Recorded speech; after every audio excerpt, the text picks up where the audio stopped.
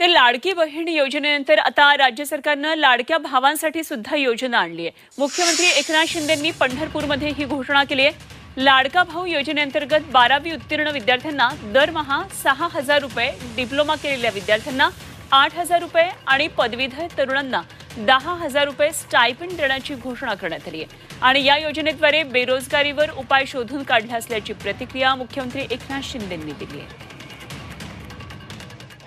तर राज्य सरकारची महत्त्वाकांक्षी योजना अर्थसंकल्पामध्ये जाहीर झाली, ती म्हणजे लाडकी बहीण योजना। महिलांसाठी खास योजना राज्य सरकारनं घोषित केली।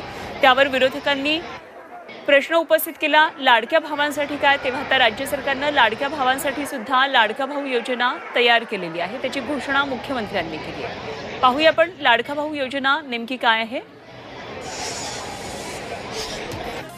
तर 12वी पास तरुणांसाठी योजना दरमहा 6,000 रुपये त्यांना मिळणार आहेत।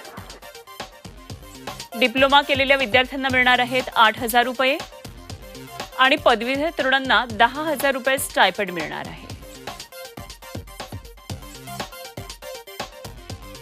तर अर्ज कसा कराल? महाराष्ट्र सरकारच्या अधिकृत वेबसाईटवर भेट द्या।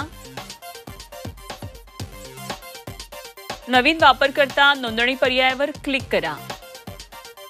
फॉर्ममध्ये नाव, पत्ता आणि वयोगट भरा। आवश्यक कागदपत्र अपलोड करा। नोंदणी प्रक्रिया पूर्ण करण्यासाठी सबमिट बटनावर क्लिक करा।